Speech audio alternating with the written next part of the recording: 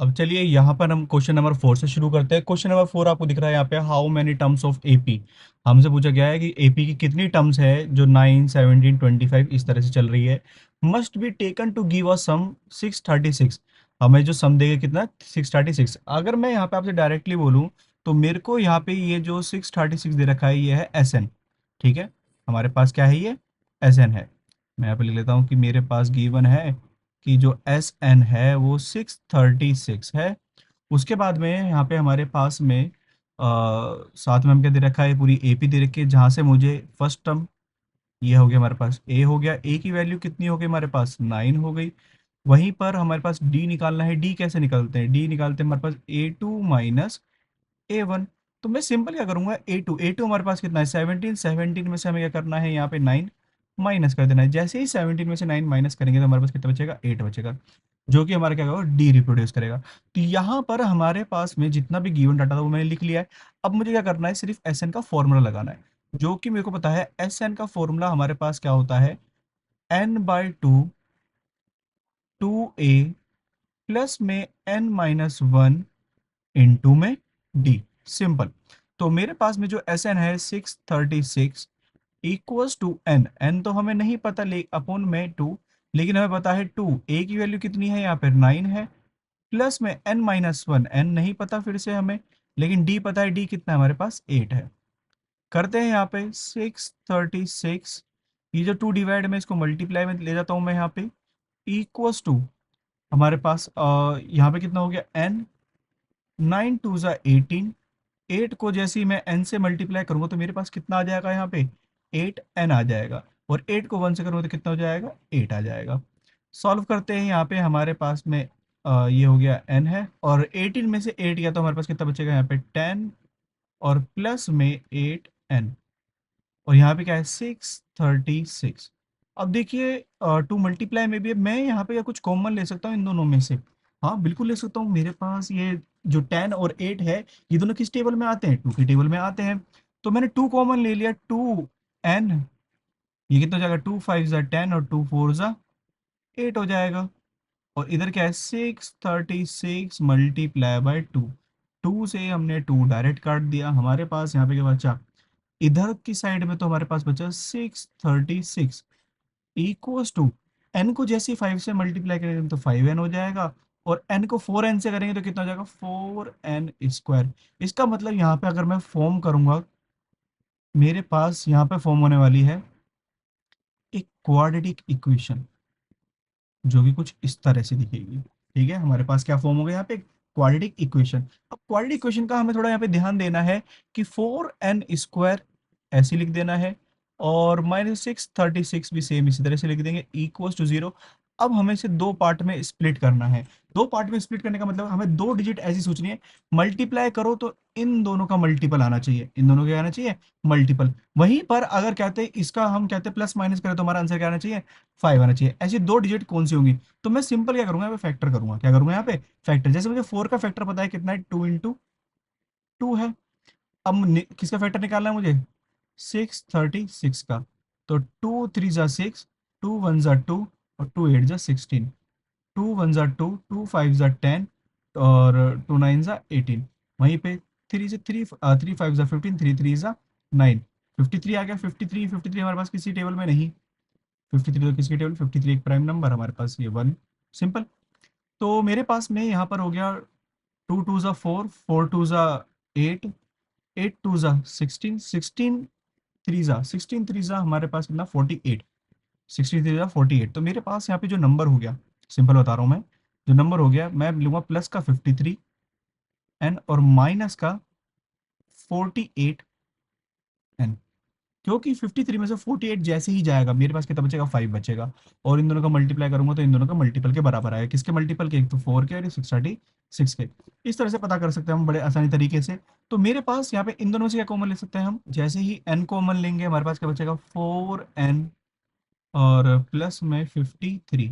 इधर हम क्या कॉमन ले सकते हैं, यहाँ पर 48 कॉमन लेते हैं तो यह आ जाएगा n प्लस में 50, ओ सॉरी 4n प्लस में 53 इक्वल्स टू 0। यहाँ पे 48 तो पूरा कॉमन आ नहीं पाएगा, तो हमारा आएगा यहाँ पे सिर्फ 12। ठीक है, तो मेरे पास इन दोनों को मिलाकर एक बनेगा n-12, और दूसरा क्या है 4n प्लस में 53। इससे मुझे वैल्यू नहीं मिलने वाली है इनकी, लेकिन इससे प्रॉपर मिल जाएगी। क्यों? क्योंकि n-12 किसके बराबर हो जाएगा, 0 के। तो n की वैल्यू हमारे पास कितनी हो जाएगी, 12 हो जाएगी। यहाँ पर हमारे पास जो कहते हैं, इन्होंने पूछा था कितनी टर्म्स होगी, तो हमारे पास 12 टर्म होगी, जिसका सम कितना आएगा यहाँ पे 636 आएगा। इस तरह से हमारा क्वेश्चन नंबर 4 भी क्या होता है, कंप्लीट होता है। अब चलते हैं क्वेश्चन नंबर 5 की तरफ में। तो जैसा कि आपको क्वेश्चन नंबर 5 यहाँ पे दिख रहा है, हमें दे रखा है the first term of AP. AP की फर्स्ट टर्म दे रखी है आपको 5 है, तो इसका मतलब ए हमें पता लग गया कितना हो गया 5। आगे last term is 45। Last term जो मतलब ए एन है वो हमारे पास कितना है 45, और इसको मैं एल भी लिख सकता हूँ। The some is 400। हमें सम दे रखा है एस एन, वो कितना दे रखा है 400 दे रखा है। Find the number of terms. हमें नंबर ऑफ मतलब एन की वैल्यू फाइंड करनी है। जहाँ पे बोल दिया ना नंबर ऑफ टर्म, इसका मतलब एन फाइंड करना है हमें। एक तो यहाँ पे लिख देता हूँ, एक तो एन फाइंड करना है, दूसरा क्या फाइंड करना है, कॉमन डिफरेंस। कॉमन डिफरेंस मतलब डी फाइंड करना है। ये दो चीज क्या करनी है हमें यहाँ पे फाइंड करनी है। तो सबसे पहले यहाँ पे मैं क्या करूंगा, मैं एस एन का फॉर्मूला लगाऊंगा। S N equals to N by two A plus में एल। एस एन जो दे रखा था मुझे 400 दे रखा था, equals to N by two. A की वैल्यू मुझे 5 दे रखी है, और एल एल की वैल्यू कितनी दे रखी है 45 दे रखी है। तो हो गया 400 इक्वल्स टू एन अपॉन में 2। यहाँ पर 45 को 5 से क्या करना है, प्लस कर देना है। जैसे मैं इनको प्लस करूंगा मेरे पास कितना आ जाएगा 50, जो कि डिविजिबल है किससे 2 से, तो कितना है 25। 400, ये जो 25 मल्टीप्लाई में कहाँ जाएगा, डिवाइड में, इक्वल्स टू एन। डिवाइड करते थे 5 5 जा 25, 5 8 जा 40, 5 से डिवाइड करेंगे तो कितना हो जाएगा 16। तो मेरे पास जो एन की वैल्यू है, एन की वैल्यू कितनी आ गई यहाँ पे 16। एन की वैल्यू कितनी आ गई हमारे पास 16 आ गई। तो पहला टर्म्स तो हमने फाइंड कर लिया जो हमसे बोला गया था। अब हम फाइंड करेंगे यार डी। डी कैसे फाइंड करेंगे, ए एन का formula, A N equals to A plus में N minus one into में डी। ये वाला फॉर्मूला आके ए एन हमें कितना दे रखा था 45 दे रखा था। वहीं पर ए की अगर बात करूँ कितना है 5 है। एन मुझे अभी पता लगा 16 माइनस वन लिख देंगे, डी डी हमें पता ही नहीं है। तो 45, ये जो प्लस का 5 इधर जाके हो जाएगा माइनस का 5 हो जाएगा, इक्वल टू 16 में से 1 गया तो कितना बचेगा 15, वो भी किसके साथ, डी के साथ। 45 में से जैसे ही 5 जाएगा हमारे पास कितना बचेगा 40, इक्वल टू 15 डी। तो ये हो जाएगा 40 अपॉन में 15 इक्वल्स टू डी। 5 8 जा 40, 5 3 जा 15। तो दैट्स मीन मेरे पास यहाँ पे जो डी की वैल्यू रहने वाली है वो कितनी जाएगी 8 अपॉन में 3। ठीक है, डी की वैल्यू मेरे पास कितनी आ गई 8 अपॉन में 3। इस तरह से हमारे पास क्वेश्चन नंबर 5 भी क्या होता है, कंप्लीट होता है। अब चलते हैं अपने क्वेश्चन नंबर 6 की तरफ में। अब जैसा कि बात करें यहाँ पे क्वेश्चन नंबर 6 के बारे में, the first and the last term of AP. एक एपी की फर्स्ट और लास्ट टर्म दे रखी है आपको। फर्स्ट टर्म मतलब ए दे दिया आपको कितना 17, और लास्ट टर्म ए एन दे दिया 350। आगे हम बात करते हैं respectively if the common difference is 9। आपको डी दे दिया कितना 9। आगे चलते हैं, how many terms are there and what is their sum. यहाँ पे कितनी टर्म्स है और इनका सम क्या होगा। इसका मतलब आपसे यहाँ पे पूछा गया है तो एन पूछा गया है, और साथ में पूछा गया है एस एन। सिर्फ दो चीज पूछी गई है यहाँ पर। मैं सिंपल पता क्या करूंगा, पहले गिवन डाटा से मेरे पास A N equals to A plus में एन माइनस वन इंटू में डी। ए एन जो है हमारे पास कितना हो जाएगा 350। ए की वैल्यू हमारे पास कितनी है 17, प्लस में एन तो मुझे नहीं पता, लेकिन डी तो पता है कितना है 9। डी कितना है 9 जो मल्टीपल में है। तो 350, ये जो प्लस का 17 है उधर माइनस का 17 equals to n minus one into में 9। अब 350 में से जैसे ही 17 जाएगा तो मेरे पास कितना हो जाएगा 333। ठीक है, इक्वल्स टू ये जो 9 मल्टीप्लाई में कहाँ जाएगा, डिवाइड में जाएगा, equals to n minus one. अब 333 को हमें क्या करना है 9 से डिवाइड करना है। 9 वन ज़ा 9, 9 3 ज़ा 27, फिर कितना बचेगा 6 बचेगा, 9 7 ज़ा 63। ठीक है, तो हमारे पास कितना है 37 equals to n minus one. ये जो माइनस का वन है इधर जाके क्या हो जाएगा प्लस का वन हो जाएगा, 37 plus one equals to n. तो ये कितना हो जाएगा 38। हमारे पास जो एन की वैल्यू है वो कितनी जाएगी 38। इस तरह से हमारे पास यहाँ पर 6 क्वेश्चन में एन तो वैल्यू निकाल ली हमने। अब हमें क्या निकालना है, एस एन निकालना है। क्या निकालना है, एस एन। हाफ वर्क हो चुका है, हाफ वर्क बाकी है। n/2 ए प्लस में एल वाला फॉर्मूला लगाऊंगा मैं। थोड़ा छोटा पड़ता है और इसका डाटा भी मेरे पास है, क्यों, क्योंकि देखो एन की वैल्यू 38 अपॉन में 2, ए की वैल्यू कितनी थी हमारे पास 17, प्लस में एल की वैल्यू 350। मुझे करना है सिंपल, इससे डिवाइड कर दो। 38 को 2 से डिवाइड करेंगे कितना जगह 19, यहाँ पर हमारे पास कितना जगह 367। तो मुझे सिंपल क्या करना है, यहाँ पे 367 को मल्टीप्लाई करना है किससे, 19 से। ठीक है, जैसे ही मैं 367 को 19 से मल्टीप्लाई करूंगा मेरे पास क्या आ जाएगा, यहाँ पे एस एन आ जाएगा। करते हैं इसे, कोई बात नहीं। 19, तो यहाँ पे 9 7 जा 63, 9 9 6 जा 54, 54 और ये कितना हो जाएगा 60। अब 9 3 जा 27, 27 और 6 हमारे पास कितना हो जाएगा 33। वहीं पर हम बात करें 1 7 जा 7 6 3, सेम लिखा 3 7 6, ये 9 और ये 3 3, हमारे पास कितना हो जाएगा 6 हो जाएगा। तो ये हो गया हमारे पास 6973। आंसर हमारे पास कितना आ गया 6973।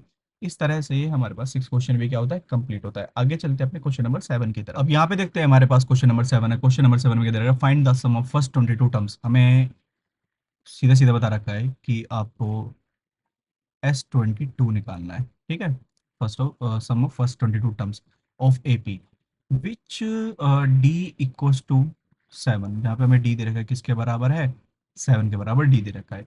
और 22 टर्म्स, इसका मतलब A22 हमें कितनी दे रखी है, यहाँ पे 149 दे रखी है।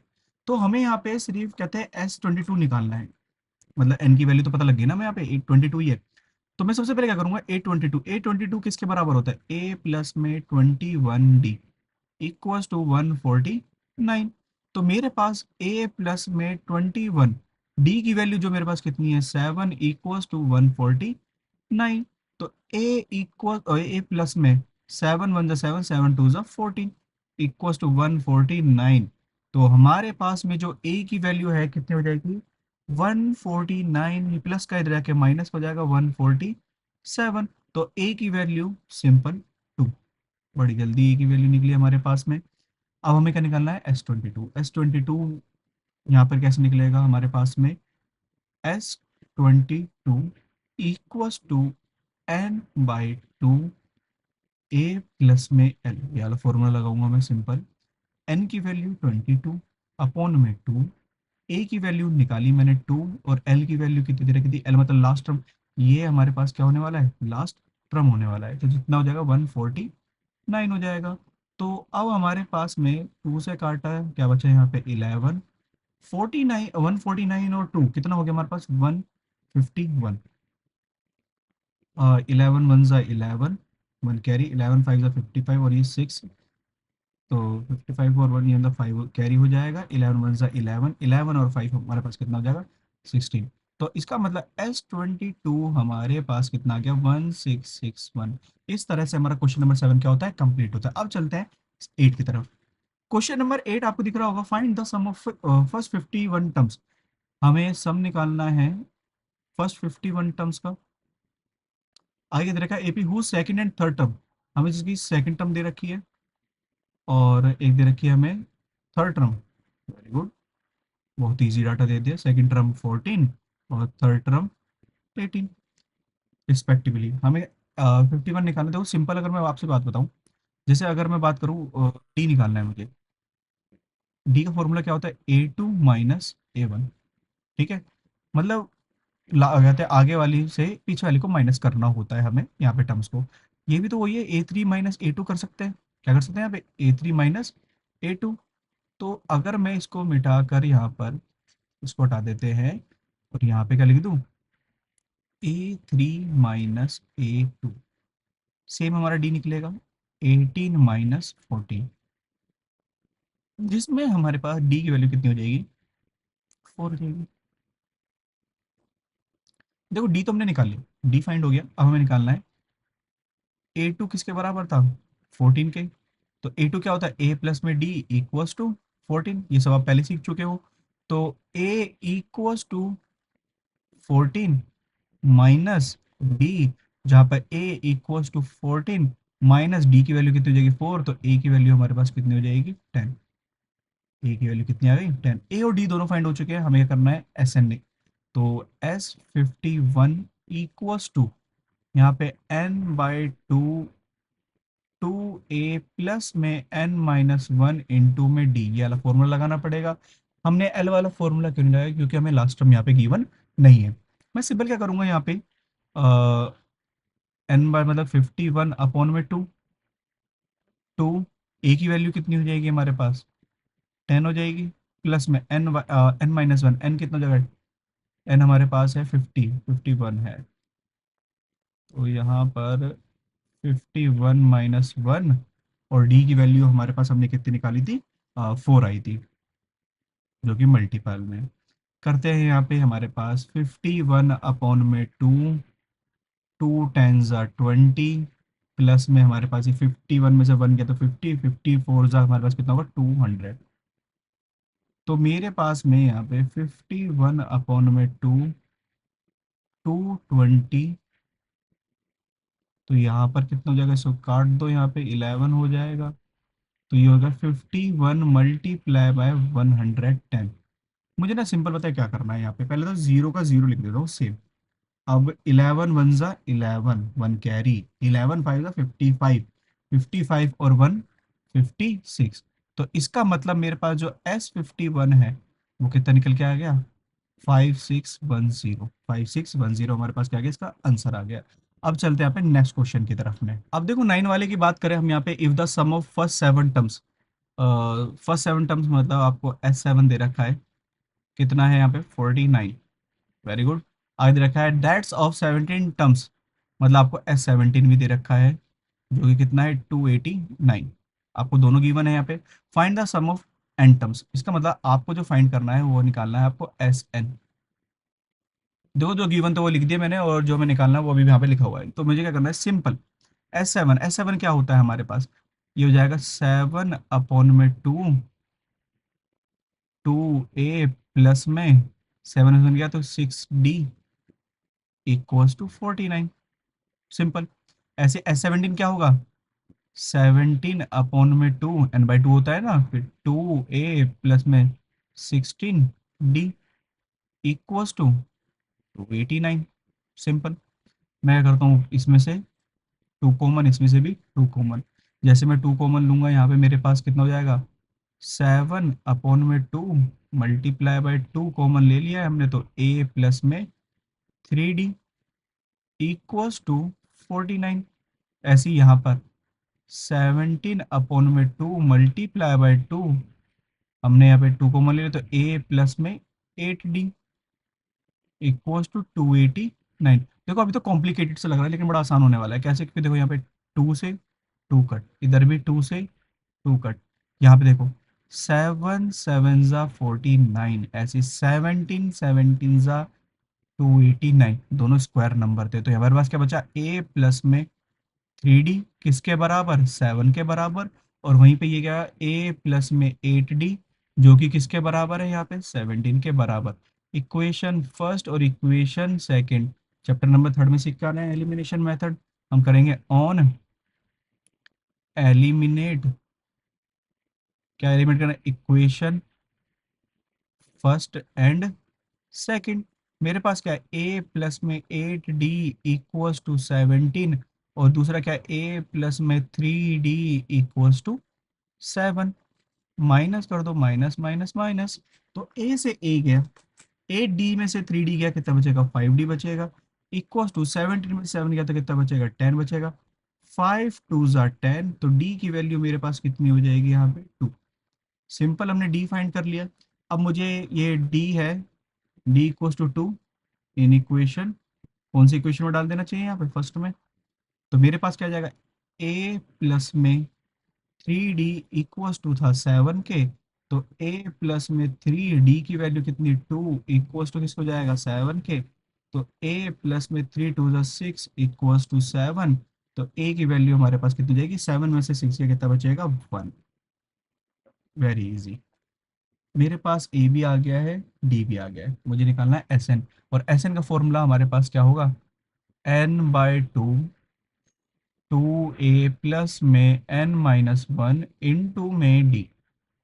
सिंपल। तो n/2 2a की वैल्यू कितनी 1 प्लस में n की वैल्यू हमारे पास नहीं पता, d की वैल्यू तो पता है, d की वैल्यू कितनी है 2। तो मेरे पास क्या हो गया यहाँ पे n/2, 2 को 1 से करेंगे तो 2 हो जाएगा, प्लस में 2 को n से करेंगे तो 2n हो जाएगा, और 2 को 1 से करेंगे तो कितना हो जाएगा, माइनस का 2 हो जाएगा। माइनस के 2 से प्लस का 2 गया, हमारे पास क्या बच रहा है n/2, और इंटू में इधर क्या बचा, सिर्फ हमारे पास 2n बचा। मुझे सिंपल क्या करना है, 2 से 2 डिवाइड, तो हमारे पास आ जाएगा n। n को जैसे ही n से मल्टीप्लाई करूंगा तो यहाँ पे क्या हो जाएगा, n का स्क्वायर। ठीक है, ये हमारे पास किसके आ गई, Sn की वैल्यू आ गई। इस तरह से ही हमारे पास यहाँ पे क्वेश्चन नंबर 9 भी क्या होता है, कंप्लीट होता है। तो यहाँ पे देखिए हमने यहाँ पे क्वेश्चन नंबर 4 से लेकर क्वेश्चन नंबर 9 तक यहाँ पर क्या कर लिए, कंप्लीट कर लिए। सो होप सो स्टूडेंट आपको इस सारा का सारा क्या है, समझ में आया होगा। आपको समझ में आया तो सिंपल क्या करना, इस वीडियो को लाइक कर देना है और अपने दोस्तों के साथ शेयर कर दो, ये भी तो सीख सके क्या क्वेश्चंस। और वहीं पर अभी भी आप इस चैनल पे नए हैं या फिर अभी तक आपने चैनल को सब्सक्राइब नहीं किया है, तो जल्दी से क्या करोगे, इस चैनल को सब्सक्राइब, ताकि आपको रेगुलर अपडेट मिलते रहे अपने मैथ्स के रिगार्डिंग।